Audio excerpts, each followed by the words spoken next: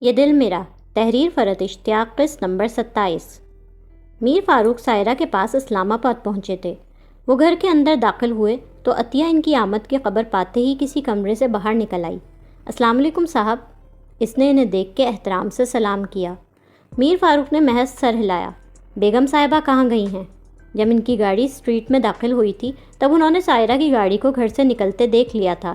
Beauty parlour گئی ہیں۔ میر فاروق اس کی بات سنتے ہوئے صوفے پر بیٹھے۔ آپ کے لیے چائے یا کافی کچھ لاؤں؟ اس نے عاجزی سے پوچھا۔ پانی پلاؤ۔ اس کی طرف دیکھے بنا وہ بولے۔ پھر انہوں نے وقت گزاری کے لیے ریموٹ سے ٹی وی آن کر لیا۔ وہ سائرہ کا انتظار کرنے لگے۔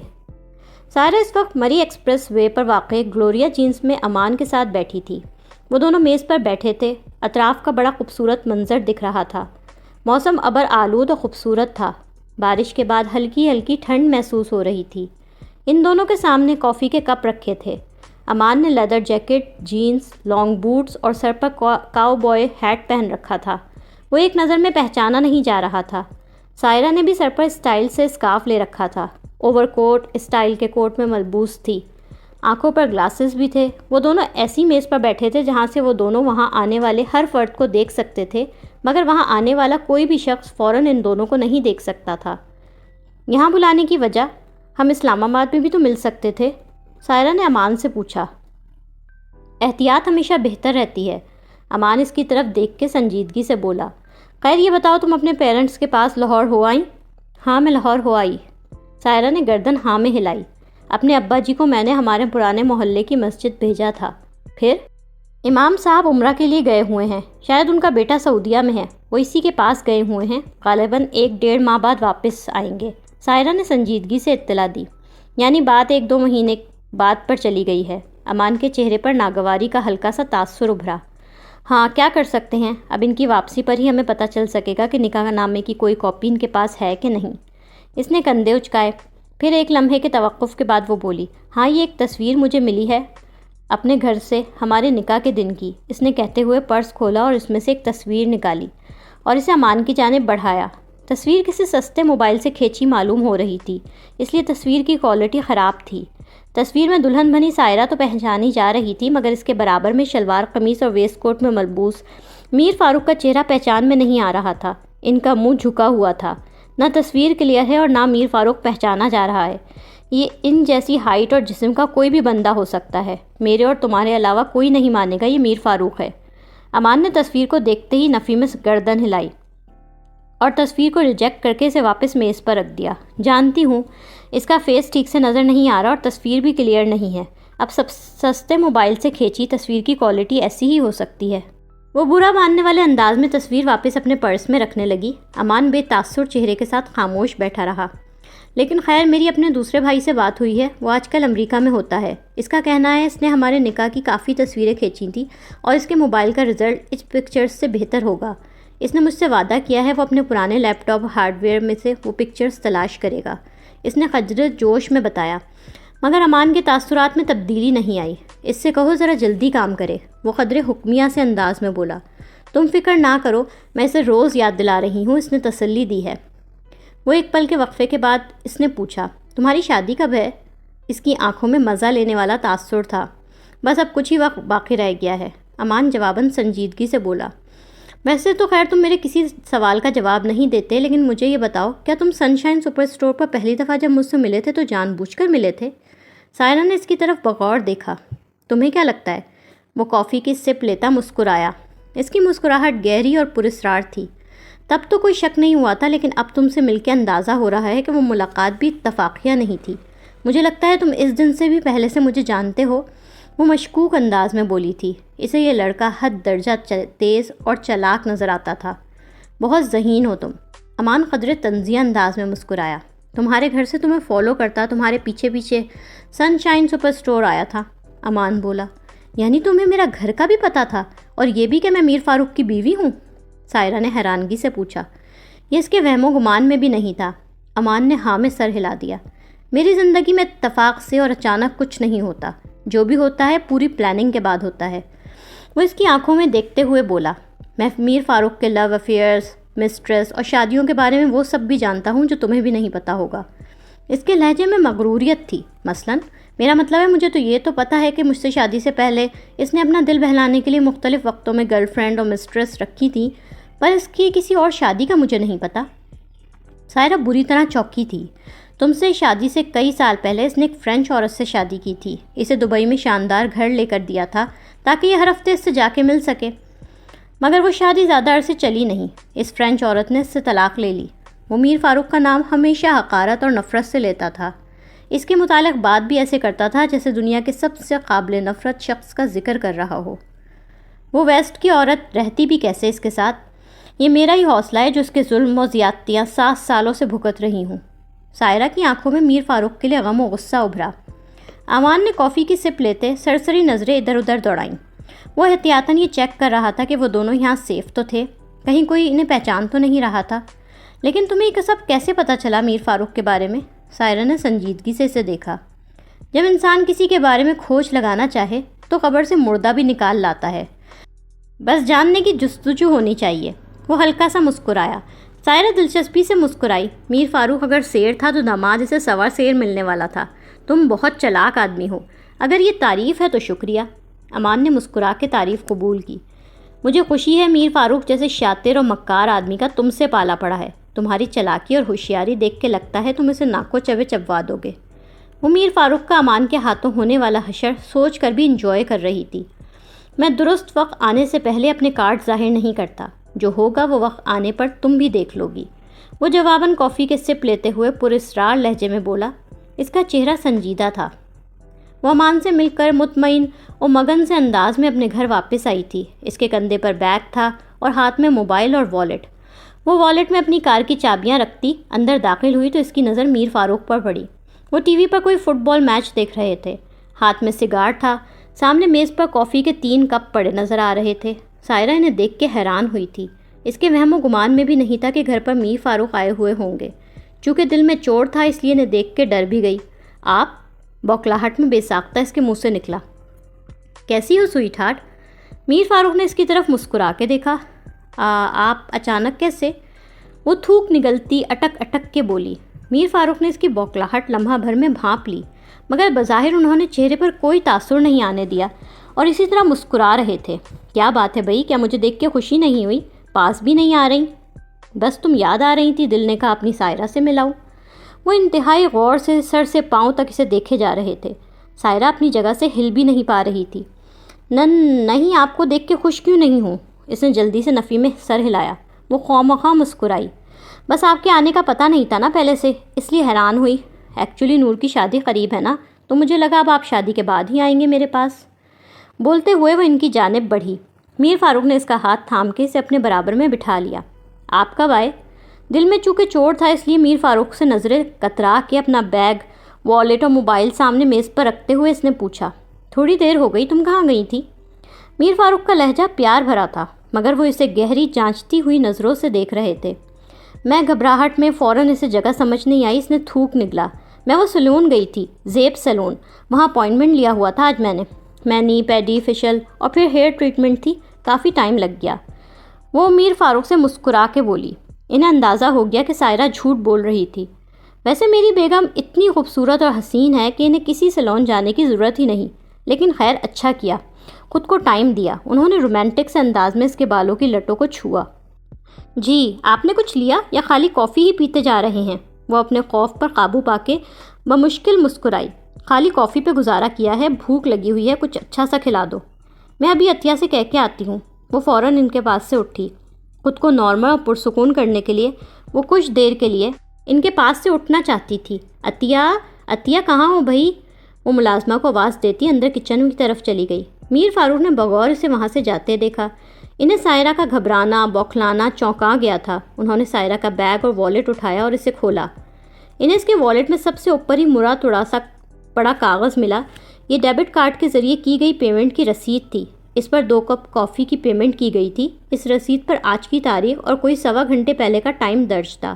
گلوریا جینز، مری ایکسپریس وے. میر فاروق نے زیر لب دہرایا. ان کی آنکھوں میں گہرا شک تھا. سائرہ نے ان سے جھوٹ بولا تھا. انہوں نے وہ رسید واپس اس کے والیٹ میں رکھ دی اور اس کا بیگ اور والیٹ اسی طرح واپس میز پر رکھ دیا جیسے سائرہ رکھ کے گئی تھی. سائرہ پر تمام تر شک اور شبے کے باوجود وہ رات اس کے پاس بالکل نارمل انداز میں رکے تھے۔ وہی پیار نچھاور کرنے والا شوہر کا سا انداز تھا۔ اب اٹھ جائیے بیگم صاحبہ۔ وہ سائرہ کے پاس بیڈ سے ٹیک لگائے بیٹھے تھے۔ انہوں نے بیڈ کی دوسری طرف سوئی سائرہ کو پیار سے جگایا۔ اتنی صبح صبح؟ سائرہ ان کی طرف کروٹ لے کے بولی۔ مجھے واپس جانا ہے۔ میر فاروق مسکرائے۔ کچھ دن تو اور رک جاتے فاروق۔ سائرہ نے ان کی طرف شکوہ کرتی نظروں سے دیکھا۔ ہائے کاش رک سکتا، نور کی شادی سے فارغ ہو کر زیادہ دنوں کے لیے آؤں گا۔ وہ سائرہ کا ہاتھ پیار سے تھام کے بولے۔ دونوں ایک دوسرے پر جھوٹی محبت ظاہر کر رہے تھے۔ میں شاور لے رہا ہوں، مجھے جلدی سے اچھا ناشتہ کروا دو، پھر نکلوں گا۔ بولتے ہوئے وہ بیڈ پر سے اٹھے۔ اوکے، سائرہ مسکرائی۔ جیسے ہی باتھ روم کا دروازہ بند ہوا، سائرہ پھرتی سے اٹھی۔ اس نے سامنے میز پر رکھا میر فاروق کا لیپ ٹاپ بیگ اٹھایا اور اس میں سے لیپ ٹاپ نکالتے ہوئے احتیاطاً پیچھے مڑ کے دیکھا۔ جیسے ہی وہ لیپ ٹاپ کھولنے لگی، اسی وقت باتھ روم کا لاک کھلنے کی آواز آئی۔ وہ بری طرح بوکھلا کے سیدھی ہوئی اور اسی طرح کھڑی ہوئی کہ میز پر پڑا لیپ ٹاپ اور لیپ ٹاپ بیگ اس کے پیچھے چھپ گیا۔ میری کوئی شرٹ پریس کروا دو، کراچی پہنچ کے سیدھا آفس جاؤں گا، میرا گرے سوٹ نکال دو۔ میر فاروق نے باتھ روم کا ڈور آدھا کھول کے صرف سر باہر نکالا ہوا تھا۔ ان کے ہاتھ میں ٹوتھ برش تھا۔ جی اچھا، وہ گھبراہٹ چھپا کے بولی۔ میر فاروق نے واپس باتھ روم کا دروازہ بند کیا۔ اس نے انتہائی تیز رفتاری سے لیپ ٹاپ بند کر کے واپس بیگ میں رکھا۔ اسے لیپ ٹاپ سے ڈیٹا چرانے کے لیے مناسب ٹائم نہیں لگا۔ وہ ابھی بھی گھبرائی ہوئی تھی۔ اس نے ماتھے پر آیا پسینہ صاف کیا اور خود کو پرسکون کرنے کے لیے گہری سانس لی۔ اس کا دل ابھی بھی دھک دھک کر رہا تھا۔ اب اللہ کرے تمہاری ڈیزائنر ڈریسز تیار کر دیے ہوں سارے، یہ نہ ہو کہ ہمارا بیکار میں چکر لگے۔ امان نے نورالعین سے کہا۔ میں نے فون کر لیا تھا امان، ڈریسز تیار ہیں۔ نورالعین نے اسے اطمینان دلایا، پھر کچھ دھیان آنے پر اس سے سوال کیا۔ بات سنو، تم کل کہاں تھے؟ میں نے تمہارے آفس فون کیا تو پتہ چلا تم آج آفس ہی نہیں آئے۔ کل؟ وہ دل میں تنزیہ ہنسا۔ کل میں تمہاری سوتیلی ماں سے ملنے اسلام آباد گیا تھا۔ اس نے ایک نظر نورالعین کی طرف دیکھ کے دل میں سوچا۔ ایک میٹنگ کے لیے اسلام آباد گیا ہوا تھا۔ اس کی بات درمیان میں ہی رہ گئی۔ اچانک سے سامنے سے شلوار قمیض میں ملبوس ایک شخص اس سے ٹکرایا۔ معاف کرنا بھائی، امان نے اس کی جانب کسی خاص توجہ کے بغیر دیکھ کے بولا۔ کوئی بات نہیں۔ ٹکرانے والا اس کی معذرت کا سرسری سا جواب دیتے ہوئے قدرے ٹھہر سا گیا۔ اس نے امان کو بغور دیکھا، جیسے اسے پہچاننے کی کوشش کر رہا ہو۔ وہ دونوں وہاں سے آگے بڑھ گئے تو وہ ایک دم ہی امان کے پیچھے آیا۔ امان اللہ۔ اس کے ذہن یا یادداشت پر زور ڈال کے امان کا نام یاد کیا۔ اپنا نام پر امان چونک کر رکا۔ اس نے مڑ کر دیکھا۔ امان اللہ؟ سوالیہ سا انداز تھا۔ امان نے اسے غور سے دیکھا۔ نورالعین نے بھی حیرانگی سے اس بندے کو دیکھا۔ تم امان اللہ ہونا؟ امان ہونا؟ امان کے قریب آ کر اس نے ایک بار پھر تصدیق کی۔ ہاں، لیکن آپ کون ہیں؟ امان نے اسے حیرانگی سے دیکھ کے پوچھا۔ ابے سالے، آپ کے بچے اپنے یار کو نہیں پہچانتا؟ 8-10 سالوں میں یادداشت ہی چلی گئی ہے کیا تیری؟ بھول گیا پنڈی کی سڑکوں پر آوارہ گردی، ہاسٹل کے وہ دن رات؟ بے تکلفی سے بولتے اس نے امان کے کندھے پر زور سے ہاتھ مارا۔ میں ساجد ہوں، ساجد احمد چودھری، اب یاد آیا؟ وہ امان کے گلے لگا۔ ہاں، امان اب اسے پہچان چکا تھا، مگر وہ نورالعین کی وہاں موجودگی کی وجہ سے کانشیس سا تھا۔ کیسے ہو ساجد؟ اس نے خود کو ساجد سے الگ کیا۔ اس کا انداز پرتکلف تھا۔ میں تو ٹھیک ہوں، پر تو بڑا بابو صاحب بن گیا ہے۔ یہ سوٹ بوٹ ٹائی شائی، کیا بات ہے بھائی؟ اس حلیے کی وجہ سے تو میں تجھے فوراً پہچان نہیں سکا، ورنہ تو چٹکی بجاتے پہچان لینا تھا میں نے تجھے۔ ساجد نے اس کے دونوں بازو پکڑ کے اسے سر سے پاؤں تک بغور دیکھا۔ اس نے ایک بار پھر سے امان کو گرم جوشی سے گلے لگایا۔ امان نے ایک نظر ساجد کو دیکھا اور ایک نظر نورالعین کو، جو آنکھوں میں حیرانگی لیے اس دیسی بندے کو دیکھ رہی تھی۔ اینا تم اندر جا کے اپنی ڈریسز چیک کرو، میں 2 منٹ میں آتا ہوں، وہ سنجیدگی سے نورالعین سے بولا۔ وہ ہاں میں سر ہلاتی شاپ کے اندر چلی گئی۔ یہ کون تھی؟ ساجد، جو کہ پرانے دوست کے اچانک مل جانے کے جوش میں تھا، اس نے اب دوست کے ساتھ موجود لڑکی پر دھیان دیا تھا۔ میری ہونے والی بیوی۔ وہ مسکرایا۔ شادی ہونے والی ہے میری؟ ابھی تک شادی نہیں کی؟ بیٹا 30 سال کا ہو گیا ہے، ساجد بے تکلفی سے مسکرا کے بولا۔ بس اب کر رہا ہوں نا، تم سناؤ کیا کر رہے ہو؟ شادی کر لی ہے لگتا ہے۔ وہ جواباً ہلکے سے مسکرایا۔ 5 سال ہو گئے، ایک بیٹا بھی ہے۔ ساجد بتیسی نکال کے فخریہ انداز میں بولا۔ پنڈی چھوڑ دیا کیا؟ ہاں یارا، روزگار کی تلاش میں ابو جی فوت ہوئے تو سب گھر والوں کو لے کے لاہور چلا گیا تھا۔ ادھر تنخواہ کم تھی، گزارا نہیں ہوتا تھا۔ پھر کراچی میں ایک جگہ نوکری ملی تو ادھر آ گیا۔ زیادہ اچھی نوکری تو ابھی بھی نہیں ہے، پر گزارا ہے۔ اصل میں BSc کے آگے بھی پڑھ نہیں سکا نا۔ ابو جی کی فوتگی کے بعد گھر کی ساری ذمہ داری میرے پہ آ گئی۔ وہ قدر سنجیدگی سے اپنے مالی حالات اور واجبی نوکری کی بابت بتانے کے بعد اس نے ایک لمحے توقف کیا، پھر سر سے پاؤں تک امان کا بغور جائزہ لیتے شوقی سے بولا، پر تو نے لگتا ہے خوب ترقی کر لی ہے ماشاءاللہ سے، بڑا افسر لگ رہا ہے۔ دوست کی ترقی پر اس کی نظروں میں محبت اور خوشی نظر آ رہی تھی۔ ساجد اس وقت میں ذرا جلدی میں ہوں، تم یہ میرا کارڈ رکھو، کل کسی وقت مجھ سے آ کے ملو میرے دفتر میں، وہاں گپ شپ لگائیں گے اور میں تمہاری کسی اچھی جگہ جاب کے لیے بھی کچھ کروں گا۔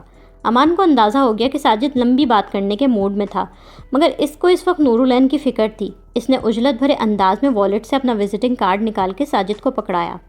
چل ٹھیک ہے، ویسے بھی بھابھی تیرا انتظار کر رہی ہوں گی، ملتا ہوں تجھ سے کل۔ ساجد نے سمجھتے ہوئے سر ہلایا۔ یاد سے آنا یار۔ امان نے اپنائیت سے اس کے کندھے پر ہاتھ رکھا۔ برے دنوں کا اچھا دوست رہا ہے تو، تجھ سے مل کر بہت اچھا لگ رہا ہے، میں آؤں گا یار، ضرور آؤں گا۔ ساجد نے گرم جوشی سے اس سے ہاتھ ملا کے آنے کا وعدہ کیا اور اس کا دیا کارڈ جیب میں رکھا۔ ساجد سے بات چیت کے بعد وہ بوتیک کے اندر آ گیا۔ اندر آتے ہی اس نے نور العین کی تلاش میں نظریں ادھر ادھر دوڑائیں۔ نور العین سامنے ہی ایک کارنر پہ کھڑی نظر آ گئی۔ کیا ہوا، تمہارے ڈریسز تیار نہیں ہوئے کیا؟ وہ اس کے پاس آ گیا۔ لینے گئی ہے سیلز گرل اندر۔ نور العین نے اسے دیکھا۔ چلا گیا وہ بندہ؟ کون؟ وہ جو ابھی باہر ملا تھا، وہ قصداً انجان بنا۔ ظاہر ہے اسی کا پوچھ رہی ہوں۔ نور العین نے سنجیدگی سے گردن ہاں میں ہلائی۔ لاسٹ ایئر پاکستان کے ناردرن ایریاز گھومنے گیا تھا، وہیں ملا تھا۔ وہ لاپرواہی کا تاثر دیتا عام سے انداز میں بولا۔ لیکن وہ تو 8-10 سال بول رہا تھا اور ہاسٹل کے دنوں کی بھی بات کر رہا تھا۔ کیا تم 8-10 سال پہلے بھی کبھی پاکستان آئے تھے؟ پاگل ہو گئی ہو کیا؟ 8-10 سال پہلے نہیں، میں نے یہاں آنے کا کبھی سوچا بھی نہیں تھا اس سے پہلے تو، لندن میں پڑھ رہا تھا اس ٹائم تو میں۔ بغیر گھبرائے اس نے پورے اعتماد کے ساتھ جھوٹ بولا۔ اور ویسے اس نے 8-10 سال نہیں 8-10 مہینے بولا تھا، اور ہاسٹل نہیں وہ ہوٹل بول رہا تھا۔ مجھے لگتا ہے تمہیں اپنے کانوں کا علاج کرانا چاہیے، کچھ اونچا زیادہ سننے لگی ہو سکتا ہے مجھے سننے میں غلطی ہوئی ہو، لیکن وہ تم سے تو مل ایسے رہا تھا جیسے بڑی پکی اور پرانی دوستی ہو، اتنا فری ہو کر بالکل بے تکلفی سے۔ مجھے حیرت ہوئی، میرا مطلب ہے اتنا دیسی بندہ تمہارا دوست کیسے ہو سکتا ہے؟ تمہارے دوست تو زیادہ تر گورے ہی ہوں گے نا؟ نور العین حیران تھی، مگر امان اتنی سی دیر میں ہر بات کا جواب تیار کر چکا تھا۔ اب اس بارے میں کیا کہہ سکتا ہوں، ہے نا؟ بعض لوگوں کی عادت ہوتی ہے خواہ مخواہ زیادہ فری ہوتے ہیں۔ دوست نہیں تھا وہ میرا، بس پنڈی سے ایبٹ آباد بائی روڈ گیا تھا تو اس کی گاڑی میں گیا تھا، راستے میں تھوڑی بہت گپ شپ ہوتی رہی تھی ہماری۔ پھر اس نے اس موضوع سے پیچھا چھڑانے کے لیے عجلت کا مظاہرہ کیا۔ اب تم اس بے وقوف آدمی کا پیچھا چھوڑو اور اپنے ڈریسز کا پتہ کرو۔ اوکے میم، آپ اپنے ڈریسز ٹرائی کر لیں۔ اسی وقت سیلز گرل ہینگر میں 3-4 ڈریسز پکڑے اس کے پاس آئی۔ میں بھی آتی ہوں، وہ سیلز گرل کے ساتھ ٹرائل روم کی جانب بڑھی۔ اوکے، آرام سے اسٹچنگ فٹنگ سب چیک کرو، میں انتظار کر رہا ہوں۔ نور العین کے جانے کے بعد اس نے سکون سے بھری ایک گہری سانس لی۔ میر فاروق اسٹڈی میں اپنی مخصوص نشست پہ ہاتھ میں سگار پکڑے بیٹھے تھے۔ ان کی آنکھوں میں گہری سوچ تھی۔ انہوں نے علی بخش کو سائرہ کے بارے میں چیک کرنے کو کہا تھا کہ وہ سیلون گئی تھی یا نہیں۔ علی بخش تمام معلومات لے کے ان کے پاس حاضر ہوا تھا۔ تم نے پتہ کیا علی بخش؟ علی بخش نے ہاں میں سر ہلایا۔ میں نے زیب بیوٹی پارلر میں پتہ کیا، سائرہ بیگم کل وہاں نہیں گئی تھی، بلکہ وہ پچھلے 1 مہینے سے وہاں نہیں گئی۔ بیوٹی پارلروں کے ریکارڈ میں ان کا اپائنٹمنٹ 1 مہینے پہلے کا پتہ لگا ہے، تب انہوں نے وہاں سے اپنے بال کٹوائے تھے۔ اور میر فاروق نے ہاتھ کے اشارے سے اسے مزید بولنے سے روکا۔ ٹھیک ہے، انہیں جاننے میں کوئی دلچسپی نہیں تھی کہ سائرہ نے سیلون سے 1 ماہ پہلے کون سی سروسز کرائی تھی۔ تم نے کافی شاپ پر پتہ کیا؟ انہوں نے سگار کا کش لیا۔ میں نے بیگم صاحبہ کا حلیہ بتا کر فون پر کافی شاپ کے مینیجر سے معلومات لینے کی کوشش تو کی، پر وہ کچھ بتانے کے موڈ میں نہیں تھا۔ بس یہی پوچھے جا رہا تھا کہ میں کون ہوں اور مجھے یہ معلومات کیوں چاہیے۔ علی بخش کا معذرت خواہ انداز تھا۔ اسے شرمندگی تھی کہ وہ مالک کو پوری معلومات فراہم نہیں کر پا رہا، لیکن وہ وہاں گئی تو تھی۔ 2 کپ کافی کی پیمنٹ بتا رہی ہے کہ اس کے ساتھ وہاں کوئی اور بھی تھا۔ وہ زیر لب سنجیدگی سے بولے۔ تم نے عطیہ اور چوکیدار سے پوچھا؟ جی، میں ویسے بھی ہفتے میں 2-3 بار تو اسلام آباد کی خیر خبر لیتا ہوں ان لوگوں سے۔ عطیہ بتا رہی تھی بیگم صاحبہ کے سب معمولات ویسے ہی ہیں۔ وہ اپنے میکے لاہور گئی تھیں، ان کی بہن ان سے ملنے آئی تھی، ان کے ساتھ وہ باہر کھانا کھانے شاپنگ کرنے گئی تھیں۔ لاہور اپنے میکے جانے اور شاپنگوں پر جانے کے علاوہ تو وہ کہیں بھی نہیں گئیں۔ مگر وہ سیلون کا بول کے مری تو گئی نا علی بخش، کچھ نہ کچھ تو گڑبڑ ضرور ہے۔ بظاہر میر فاروق ٹھہرے ہوئے لہجے میں بولے، مگر انہیں کچھ بات کھٹک رہی تھی۔ ان کی آنکھوں سے جھلکتی بے چینی اور غصہ بتا رہا تھا کہ انہیں سائرہ پہ شک ہو چکا تھا، اور اگر اس نے کوئی غلط حرکت ان کو پتہ لگی تو وہ اسے بالکل معاف کرنے کے موڈ میں نہیں تھے۔ اسلام آباد میں اپنا کوئی بندہ سائرہ کے پیچھے لگاؤ، اسے کوئی شک نہیں ہونا چاہیے. اس ہوشیاری سے سارا کام کرو. عطیہ سے بھی بولو ذرا آنکھیں کھول کے اور کان کھول کے رکھے. سائرہ پر گہری نظر رکھے. جو حکم صاحب. علی بخش نے مالک کی جانب دیکھا. بظاہر وہ بڑے کمپوز سے نظر آ رہے تھے، مگر وہ جانتا تھا اس وقت ان کے سائرہ کی ممکنہ بے وفائی نے کس طرح بے چین کیا ہوا ہے.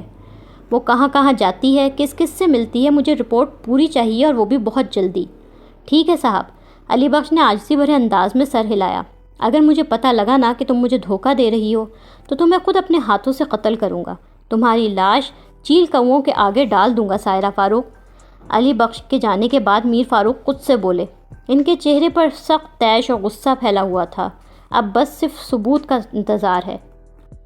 ساجد امان سے ملنے اس کے آفس آیا تھا، مگر اس کا اتنا شاندار آفس دیکھ کے وہ بری طرح نروس ہوا.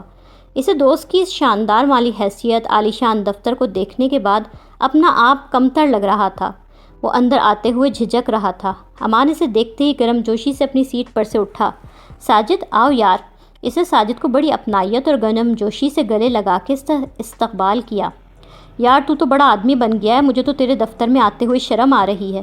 پاگل ہو گئے ہو کیا؟ اس نے پیار سے ڈانٹا. میں وہی امان اللہ ہوں جو تمہاری امی جی کے ہاتھ کے بنے مزے لے لے کے کھانے کھاتا تھا، اور جب میرے پاس پیسے نہیں ہوتے تھے تو تم سے پیسے ادھار لیتا تھا. وہ دوستانہ گرم جوشی سے مسکرایا. ساجد کے ساتھ اس کا بالکل سچا دوستانہ انداز تھا. وہ ساجد کا ہاتھ پکڑ کے اسے صوفے کی طرف لے آیا، جس سے ساجد کا اعتماد بحال ہوا. وہ امان کے آفس کو مروب ہوتے دیکھ رہا تھا.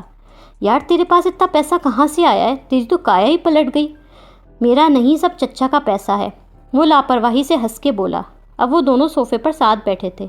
تیرے چاچے کا کیا حال ہے؟ مجھے یاد ہے ہمارا 3rd ایئر چل رہا تھا جب تیرے پاس تیرے چاچے کی بیماری کی اطلاع آئی تھی اور تو اس کے پاس لندن واپس چلا گیا تھا.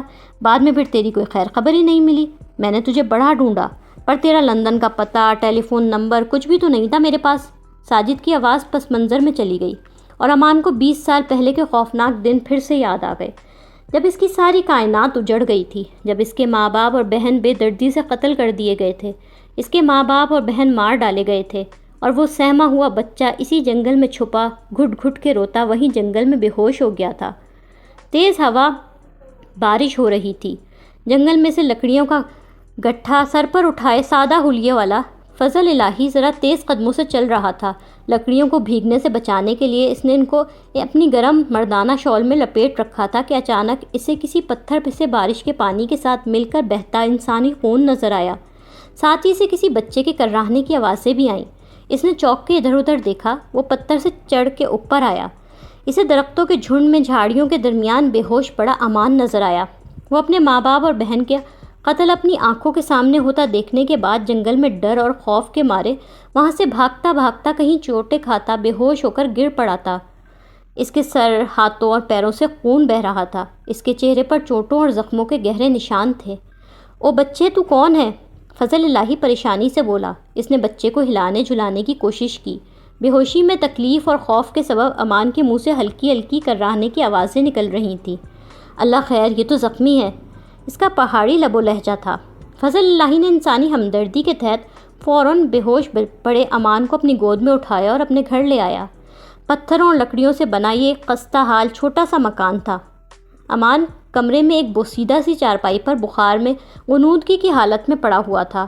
کمرے میں معمولی سستا سا سامان پڑا تھا. ایک آدھ موڑا، سلیب پر سٹیل کے اور مٹی کے کچھ برتن تھے. پانی پینے کے لیے ایک مٹکا تھا. بھائی، اس بچے کی حالت ٹھیک نہیں لگتی. میری مانو، اسے اسپتال داخل کراؤ. فضل الہی چارپائی پر بخار میں جلتے سخت بیمار امان کی حالت دیکھ کے اپنے بڑے بھائی عبد الرحمن سے تشویش سے بولا. اس کے ہاتھ میں ایک پیالے میں گرم دودھ تھا، جبکہ عبد الرحمن برف کی پانی کی پٹیاں امان کے سر پہ رکھ رہا تھا. امان کے زخموں پر پٹیاں بندھی تھیں. اس کے چہرے پر زخموں کے گہرے نشان تھے. اس کی حالت انتہائی خراب نظر آ رہی تھی. او تو پاگل ہو گیا ہے کیا فضل الہی؟ اس کی جان خطرے میں ہے. اسے اسپتال داخل کرانے میں بڑا خطرہ ہے. بھائی کے ہاتھ سے دودھ کا پیالہ لیتے ہوئے عبد الرحمن نے ٹوکا. فضل الہی چارپائی پر امان کے پیروں کے قریب بیٹھ گیا. مما، پاپا کو گولی لگی ہے. اس نے گولی مار دی ہے پاپا کو، مما کو، آشو کو. امان نے شدید تکلیف کے عالم میں غنودگی میں ماں باپ کو پکارا. ان دونوں بھائیوں نے چونک کر امان کی طرف دیکھا. ان کے چہروں پر امان کے لیے ہمدردی تھی. مما، پاپا، آشو کو بچا لیں بابا، وہ مر جائیں گے. امان نے خوف اور ڈر سے چلانا رونا شروع کر دیا۔ مجھے مما پاپا کے پاس جانا ہے، وہ بھی مجھے مار دے گا، وہ زور زور سے چیخ رہا تھا۔ بس امان، بس بچے، بس، کوئی تمہیں نہیں مارے گا، میں ہوں نا تمہارے پاس۔ جب تک تمہارا عبدالرحمن بابا زندہ ہے تمہیں کوئی نقصان نہیں پہنچا سکتا۔ عبدالرحمن بابا اسے سنبھالنے کی کوشش کرنے لگا۔ وہ بلک بلک کے رو رہا تھا، وہ اٹھنے کی کوشش کر رہا تھا، اس سے اٹھا نہیں جا رہا تھا، یہاں تک کہ روتے روتے وہ بے ہوش ہو گیا۔ عبدالرحمن بابا نے اسے جھنجھوڑ کر اس کا چہرہ تھپ تھپایا۔ اس نے بے ہوش پڑے امان کے چہرے پر ٹھنڈے پانی کے چھینٹے ڈالے تاکہ اسے ہوش میں لا سکے۔ فضل الہی عبدالرحمن بابا صحن میں چرپائی پر ساتھ بیٹھے تھے۔ یہاں سے وہ کمرے میں چرپائی پر تیز بخار میں نڈھال اور نیم بے ہوش پڑے امان کو دیکھ سکتے تھے۔ یہ ایسے کیسے ٹھیک ہوگا؟ تو حال بتا بتا کے ڈاکٹر سے اس کے لیے دوا لا رہا ہے۔ اس بچے کی حالت خراب ہے بھائی، میں بتا رہا ہوں، اگر اسے اسپتال داخل نہ کرایا تو یہ مر جائے گا۔ فضل الہی عبدالرحمن بابا سے فکر مندی سے بولا، او تو سمجھتا کیوں نہیں ہے فضل الہی؟ جس آدمی نے میرے صاحب بیگم صاحبہ اور ان کی بیٹی کو مروایا ہے وہ بہت بڑا آدمی ہے۔ اسے اگر پتہ لگ گیا کہ صاحب کا لڑکا بچ گیا ہے تو وہ اسے بھی مروا دے گا۔ عبدالرحمن بابا ہلکی آواز میں بولا۔ اس کے لہجے میں اپنے مالکوں کی ناگہانی موت کا گہرا دکھ جھلک رہا تھا۔ آنکھیں دکھ اور غم سے بھری ہوئی تھیں۔ تو نے سنا نہیں جب یہ رو رو کے بتاتا ہے کہ اس کے ماں باپ اور بہن کو کیسے گولیاں ماری تھیں میر فاروق سما اور اس کے بندے نے؟ پھر اس قتل کو دنیا والوں کے سامنے ایکسیڈنٹ دکھانے کے لیے صاحب کی جیپ کو پہاڑ پر سے نیچے پھینک دیا تھا ان دونوں نے مل کر۔ وہ دبی آواز میں فضل الہی کو سمجھا رہا تھا۔ تو گاؤں میں رہتا ہے، تجھے نہیں پتہ جس آدمی کا امان نام لے رہا ہے وہ کتنا طاقتور ہے۔ میر فاروق سما اس علاقے کا بہت طاقتور آدمی ہے، اس کے پاس بہت پیسہ ہے، وہ پولیس کچہری جس کو چاہے خرید سکتا ہے۔ وہ میر فاروق سے اتنا ڈرتا تھا کہ زور سے اس کا نام بھی نہیں لے رہا تھا۔ فضل الہی میر فاروق کی طاقت اور دہشت کا سن کر ذرا ڈر سا گیا تھا۔ اس کی صاحب لوگوں سے کیا دشمنی تھی ہم کو نہیں معلوم، پر جس طرح اس نے ان ساروں کو مروایا ہے اس سے لگتا ہے وہ صاحب لوگوں کے سارے خاندان کو مارنا چاہتا تھا۔ وہ متفکر سا ہو کر بولا، کسی کو بھی نہیں پتا ہمارے صاحب کا لڑکا گاڑی کے حادثے میں بچ گیا ہے۔ سب یہی سمجھ رہے ہیں کہ صاحب اور ان کی بیوی بچے سارا کا سارا خاندان گاڑی کے حادثے میں مر گیا ہے۔ اخبار میں بھی یہی خبر چھپی تھی 5 دن پہلے کہ فارسٹ آفیسر عبید اللہ خان کی گاڑی ایک کھائی میں گر گئی جس سے سرکاری افسر اور اس کے بیوی بچے سب مر گئے۔ مجھے تو پتہ ہی نہیں تھا بھائی جی یہ تیرے صاحب لوگوں کا لڑکا ہے۔ میں تو اسے جنگل میں زخمی اور بے ہوش دیکھ کے ترس کھا کر اپنے ساتھ اٹھا لایا۔ وہ تو یہاں آیا تو نے اسے پہچانا۔ فضل الہی نے ایک نظر غنودگی کی کیفیت میں پڑے امان پر ڈالی۔ شکر ہے میں اس دن اتفاق سے تیرے پاس آ گیا تھا فضل الہی، ورنہ یہی سمجھتا رہتا صاحب لوگوں کے ساتھ امان بیچارہ بھی مر گیا ہے۔ شاید رب سونے کو اس بیچارے کی زندگی منظور تھی، تبھی یہ تجھے مل گیا میرے چھوٹے بھائی کو۔ عبدالرحمن بابا کی آنکھوں میں اپنے مالکوں کی موت کو یاد کر کے ہلکی ہلکی سی نمی اتری۔ لمحہ بھر کے لیے وہ افسردگی سے خاموش ہوا، پھر کچھ خیال آنے پر سختی سے تنبیہ کی، بات سن فضل، میری بات اچھی طرح سمجھ لے، اس بچے کو تو نے یہاں اپنے پاس چھپا کے رکھا ہوا ہے، یہ بات گاؤں میں تو نے کسی کو نہیں بتانی۔ وہ امان کی زندگی کی سلامتی کے حوالے سے خاصا فکر مند تھا۔ صاحب اور بیگم صاحبہ کے بڑے احسان ہیں مجھ پر، ان کا نمک کھایا ہے میں نے، آج ان کے بچے پر مصیبت آئی ہے تو میرا فرض ہے میں نمک حلالی کروں، ان کے بچے کی ہر حال میں حفاظت کروں۔ تجھے کیوں لگ رہا ہے بھائی جی کہ وہ بڑا آدمی میر فاروق اس بچے کو مروا دے گا؟ فضل الہی کو بات سمجھ میں نہیں آ رہی تھی۔ اس نے الجھ کے پوچھا، تو سمجھ نہیں رہا ہے فضل الہی؟ یہ بچہ اپنے ماں باپ کے قتل کا گواہ ہے، اس نے اپنی آنکھوں سے سارا قتل ہوتے دیکھا ہے۔ تجھے کیا لگتا ہے جس ظالم نے صاحب لوگوں کو مارا ہے وہ اپنے قتل کا کہیں کوئی ثبوت نہیں چھوڑا، وہ اس بچے کو چھوڑے گا؟ صاحب لوگوں کی موت والے دن رات کو میر فاروق میرے صاحب کے گھر ان لوگوں کی فوتگی کا افسوس کرنے آیا تھا۔ اس دن تو میں بہت دکھ میں تھا، نڈھال سا تھا اور روئے جا رہا تھا۔ صاحب لوگوں کا نہ تو جنازہ ہوا نہ تدفین، سارے لوگوں کی لاشیں جل کے خاک ہو گئیں۔ اس دن مجھے کچھ سمجھ نہیں آ رہا تھا، مجھے لگا وہ واقعی فوتگی کے افسوس کے لیے آیا ہے، پر اب سمجھ میں آتا ہے کہ وہ وہاں یہ جاننے آیا تھا کہ صاحب لوگوں کے کسی قریبی رشتہ دار بھائی بہن کو ان کی موت پر کوئی شک تو نہیں ہوا۔ اس نے میرے سے کئی بار یہ بات پوچھی کہ صاحب لوگوں کے رشتہ دار کدھر رہتے ہیں۔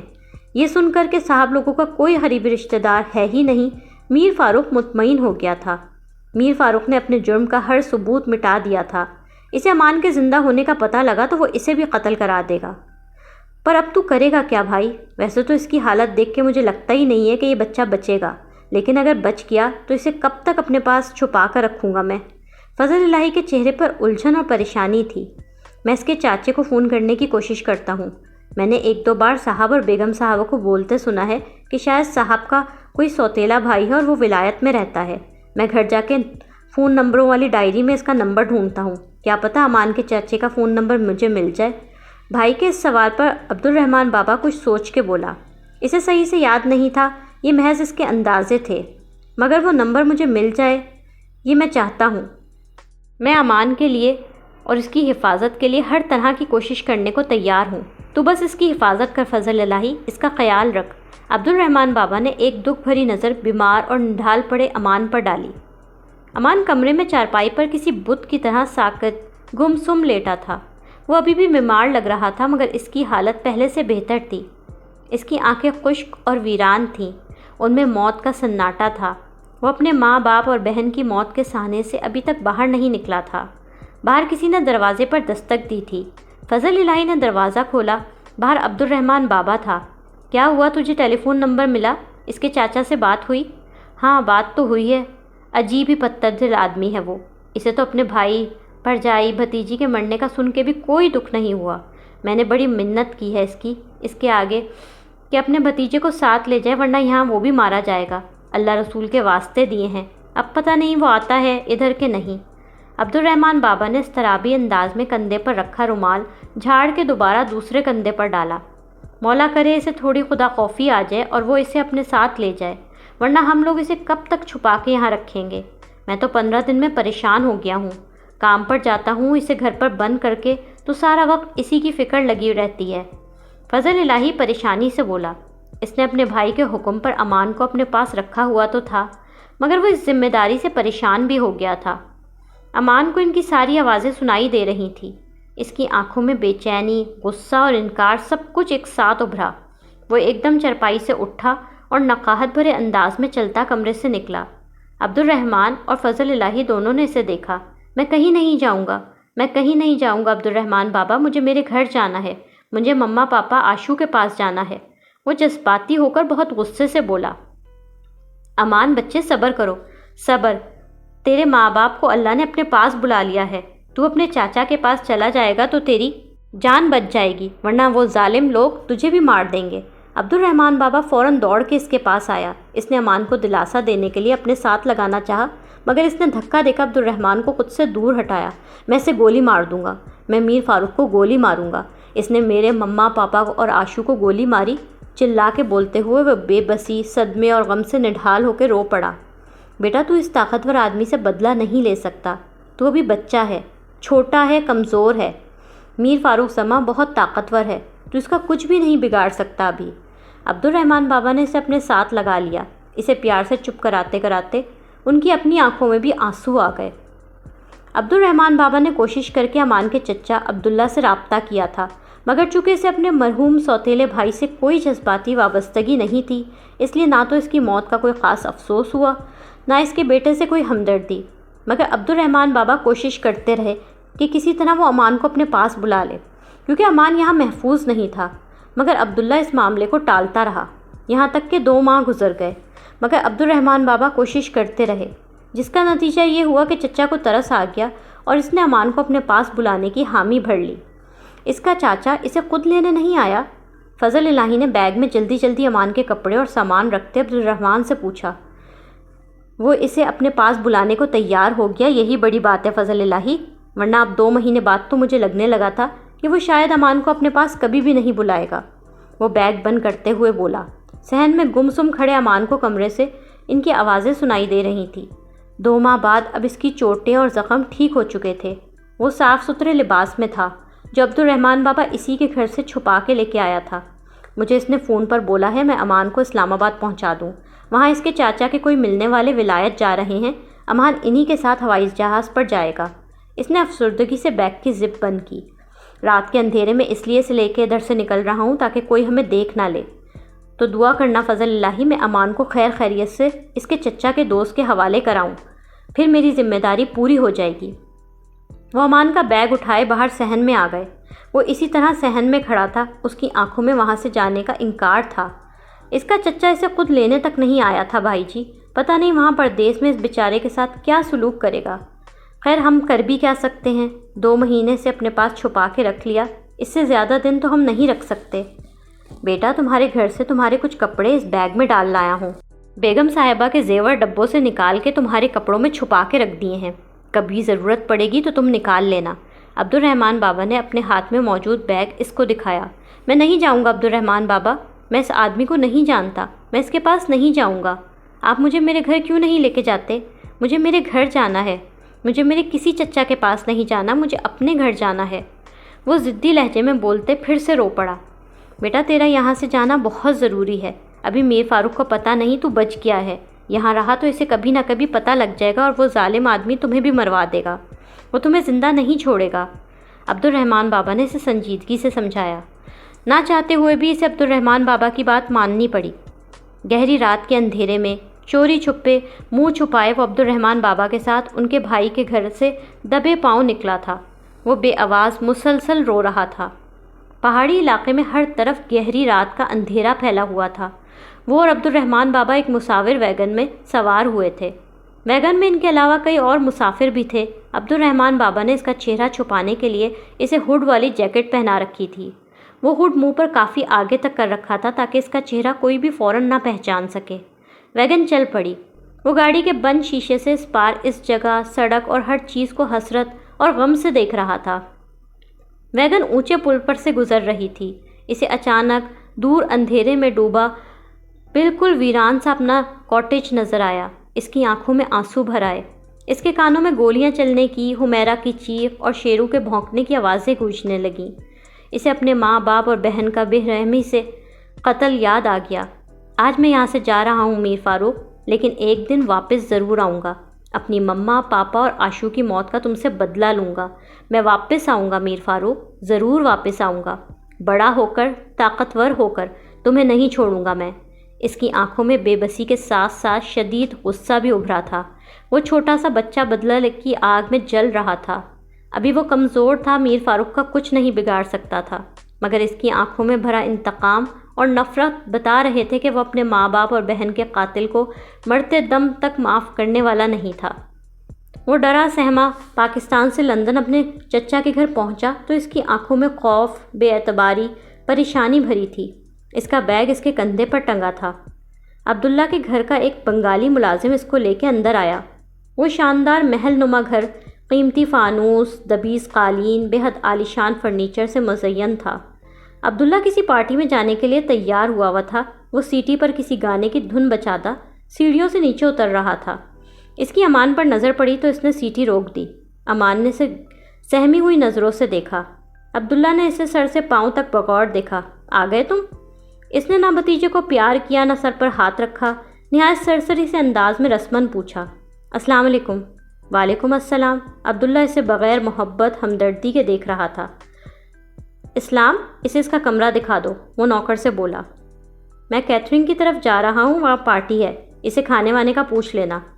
اس کی طرف اشارہ کر کے بیگانگی اور لاتعلقی سے وہ ملازم سے بولا، جی سر۔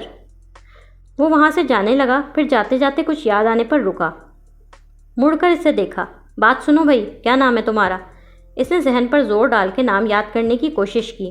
ہاں، امان اللہ۔ تم پر ترس کھا کر میں نے تمہیں یہاں بلوا لیا ہے، اب یہاں انسان کا بچہ بن کے رہنا۔ وہ بے مروتی سے بولا، اگر تم یہاں تمیز سے نہ رہے تو تمہیں اپنے گھر سے نکالنے اور پاکستان واپس بھیجنے میں ایک سیکنڈ نہیں لگاؤں گا۔ اس کا انداز سخت اور دھمکی آمیز تھا۔ اسے وارننگ دینے کے بعد وہ جانے کے لیے پلٹا تو سہمی ہوئی آواز میں امان نے اسے پیچھے سے پکارا، چچا، چچا جان۔ اب کیا ہے بھائی؟ عبداللہ بیزار ہوا، اسے دیر ہو رہی تھی۔ میرے پاپا مما کا قتل ہوا تھا۔ مما، پاپا اور آشو کو جس آدمی نے مارا ہے میں اسے پہچانتا ہوں، آپ اسے؟ وہ چچا سے مدد کا طلبگار تھا۔ بات سنو امان اللہ، تمہارے باپ کی ڈیتھ کیسے ہوئی، کیوں ہوئی، یہ جاننے میں مجھے کوئی دلچسپی نہیں ہے۔ عبید اللہ کو میرا بڑا بھائی بننے کا بہت شوق تھا، بلا وجہ فون کر کر کے مجھے تنگ کرتا تھا۔ اس کے ساتھ خون کا رشتہ ہونے کے لحاظ میں اگر میں نے اس کے یتیم بیٹے کو یہاں ترس کھا کے اپنے پاس بلا لیا ہے تو اس کا یہ مطلب ہرگز نہیں کہ میں اس کے قاتلوں کو ڈھونڈنے نکلوں گا یا انہیں سزا دلاؤں گا۔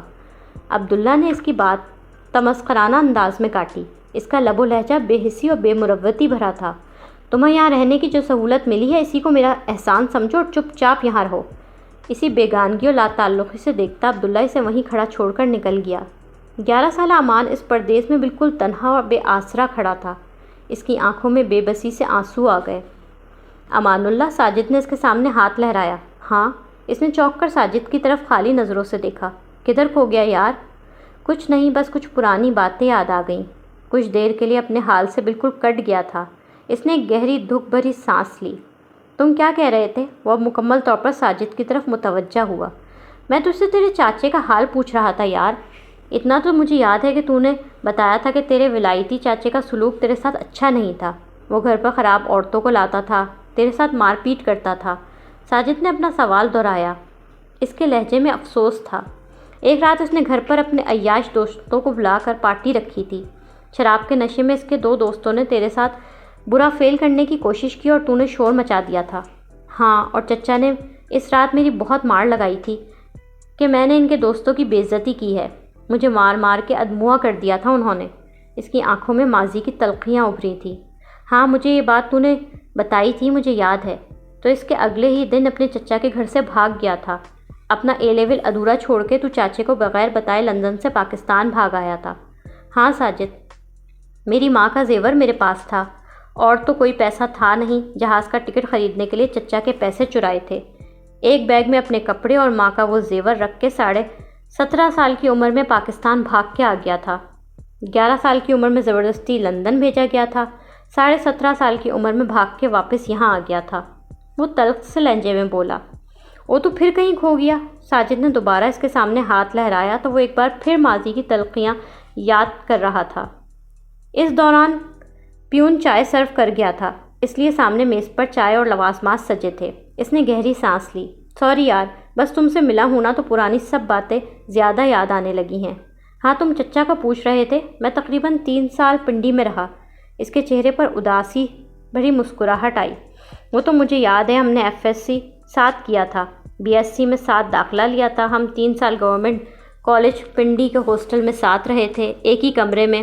تو انگلینڈ سے آیا تھا، تیری انگلش بڑی اچھی تھی، تو فر انگلش بولتا تھا۔ ہم سارے گورنمنٹ اسکولوں کے پڑھے لکھے، تجھ انگریزی بابو سے بڑا متاثر ہوتے تھے۔ ساجد یاد کر کے مسکرایا۔ یاد ہے تو ہم سارے لڑکوں کو ہاسٹل کے کمرے میں انگلش کی ٹیوشن پڑھاتا تھا، باقی سب سے فیس لیتا تھا اور مجھے مفت پڑھاتا تھا۔ ہاں یاد ہے ساجد، جب میں لندن واپس جانے لگا تو مجھ سے گلے لگ کے بچوں کی طرح خوب بھی رویا بھی تھا۔ وہ بھی جواباً مسکرایا۔ ساجد اس کی بات پر جھینپ کے ہنسا، پھر قدرے سنجیدگی سے بولا، پر تیرا لندن جانا ضروری تھا۔ مجھے یہ بھی پتا ہے تیری لندن میں اپنے کسی دوست سے بات ہوئی تھی، وہ اس سے تجھے پتہ لگا تھا کہ تیرے چاچا وہاں بڑا سخت بیمار پڑا ہے۔ امان نے جواباً سنجیدگی سے گہری سانس لی اور سر ہاں میں ہلا دیا۔ انہیں کینسر ہو گیا تھا، لاسٹ اسٹیج تھی، بچنے کا کوئی چانس نہیں تھا۔ 7 مہینے میں نے ان کی خدمت کی، ہسپتالوں میں انہیں لے کے بھاگا، ساری رات ان کے لیے ہسپتالوں میں جاگا، کبھی گھر کبھی ہسپتال، یہی چلتا رہا ان 7 مہینوں میں۔ اسے چچا سے نہ کبھی پیار تھا نہ ہمدردی تھی۔ وہ اس کی بیماری اور موت کا ذکر بھی غیر جذباتی اور سب پارٹ سے انداز میں کر رہا تھا۔ عبداللہ انتہائی کمزور اور لاغر ہو کر بستر پر پڑا تھا۔ وہ ایک ایسا کینسر کا مریض تھا جس کے بچنے کی کوئی امید نہیں تھی۔ امان تب 20 سال کا تھا۔ بیماری کی وجہ سے عبداللہ پہچانا نہیں جا رہا تھا، وہ ہڈیوں کا ڈھانچہ رہ گیا تھا۔ امان اس کا سر سہلا رہا تھا۔ عبداللہ تکلیف میں تھا، وہ تکلیف کی وجہ سے نہ سویا جا رہا تھا نہ بیٹھا جا رہا تھا، ساتھ ساتھ وہ کھانس بھی رہا تھا، جس کی وجہ سے اسے سانس لینے میں بھی دشواری ہو رہی تھی۔ چچا جان سونے کی کوشش کریں، تکلیف بہت ہے امان، نیند نہیں آ رہی، عبداللہ کھانستے ہوئے دقت سے بولا۔ ساری زندگی میں نے تمہارے ساتھ کتنا برا سلوک کیا امان، اور تم سب بھلا کے صبح شام 7 مہینوں سے میری خدمت کر رہے ہو۔ وہ رک کے بولا۔ اس کی نظروں میں امان کے لیے شکر گزاری تھی۔ میری الٹیاں، میرا گند صاف کرتے ہو، مجھ سے گھن نہیں کھاتے، اتنی خدمت تو اگر میرا سگا بیٹا ہوتا وہ بھی نہ کرتا۔ بیماری میں کوئی دوست کام نہیں آیا، آخری وقت میں کام آئے تو صرف تم، جسے میں نے کبھی پیار کا ایک لفظ بھی نہیں بولا، ہمیشہ دھتکارا، گالیاں دیں، بے عزت کیا۔ عبداللہ کی آنکھوں میں اداسی تھی، وہ ان میں اس کی آنے والی موت کے اثرات ابھی سے نظر آ رہے تھے۔ اگر ہو سکے تو مجھے معاف کر دینا امان، عبید اللہ اور بھابھی کے مرنے کے بعد تمہیں ایک مصیبت سمجھ کر میں نے اپنے پاس رکھا تھا، کبھی تمہارے سر پر ہاتھ نہیں رکھا، تمہیں پیار نہیں کیا، بڑا برا سلوک کیا، ظلم کیا میں نے تم پر۔ بھائی کا بیٹا نہ سمجھتا ایک یتیم اور بے سہارا بچہ سمجھ کر ہی تم پر رحم کھا لیتا، مگر پڑا رہا اپنی عیاشیوں میں۔ کون سا میرا اپنا محنت کا کمایا پیسہ تھا؟ سنجنا کے مرنے کے بعد اس کا پیسہ اپنی عیاشیوں میں اڑاتا رہا، گناہوں کی لذت میں یوں گم تھا کہ جیسے مجھے تو کبھی مرنا ہی نہیں ہے۔ عبداللہ اپنے آخری وقت پچھتاووں اور ندامتوں اور گناہوں کے بوجھ تلے دبا ایک ایسا شخص نظر آ رہا تھا۔ آپ اتنی باتیں نہ کریں چچا جان، آپ کی طبیعت خراب ہو جائے گی، وہ آہستگی و اپنائیت سے بولا۔ اس کے انداز میں چچا کے لیے فکر اور پیار نظر آ رہا تھا۔ وہ کبھی چچا کے ہاتھ سہلا رہا تھا، کبھی سر دبا رہا تھا، کبھی اس کے ماتھے پر آیا پسینہ نیپکن سے صاف کر رہا تھا۔ مجھے بولنے دو امان، مجھے نہیں پتا اب میری کتنے دن کی زندگی بچی ہے، موت کے بستر پر ہوں مگر ابھی اپنے ہوش میں ہوں، میرے حواس اور ہاتھ پاؤں کام کر رہے ہیں، ایک ضروری کام ابھی کرنا چاہتا ہوں۔ عبداللہ اکھڑی اکھڑی سانس کے درمیان میں بولا، میں نے فیصلہ کیا ہے امان، سنجنا کی ساری دولت جو اس کے مرنے کے بعد مجھے مل گئی تھی، میں وہ سب تمہارے نام کر رہا ہوں۔ میں نے آج اپنے وکیل سے فون پر بات کی ہے، وہ میری وصیت بنا کے کل لے کے آئے گا۔ میرے بعد میری تمام دولت، جائیداد اور بزنس کے وارث تم ہوگے امان۔ عبداللہ کو بولتے بولتے زور سے کھانسی شروع ہو گئی تو اس نے اٹھ کے پانی پلایا۔ عبداللہ نے کوشش کر کے آنکھیں پھوری کھولیں اور اس کو بغور دیکھا۔ یہی تو میں چاہتا تھا مسٹر عبداللہ خان، تمہاری محبت میں یہاں دوڑ دوڑ کر لندن واپس نہیں آیا تھا، پاگل اور بیوقوف نہیں جو تم جیسے شخص کی خدمتیں کرتا۔ 7 مہینے دن رات تمہاری خدمت اسی لیے کی تاکہ مرنے سے پہلے تم اپنا سارا پیسہ میرے نام کر کے جاؤ۔ وہ جو بظاہر انتہائی جاں فشانی اور جانثاری سے بیمار چچا کی خدمت کر رہا تھا، در حقیقت اس کے دل میں چچا کے لیے نفرت اور زہریلا پن بھرا ہوا تھا۔ میں تمہاری نہیں، تمہاری دولت کی محبت میں تمہارے پاس لندن واپس آیا تھا۔ کسی سے بدلہ لینے کے لیے میرا طاقتور ہونا بہت ضروری ہے، اور طاقت صرف اور صرف پیسے سے آتی ہے۔ عبداللہ کو پانی پلانے کے بعد اس نے نیپکن سے اس کا منہ صاف کیا۔ عبداللہ نے نقاہت بھرے عالم میں سے شکر گزاری سے دیکھا۔ 3 سال پاکستان رہ کے اپنے دشمن کو اچھی طرح دیکھ کے آیا ہوں۔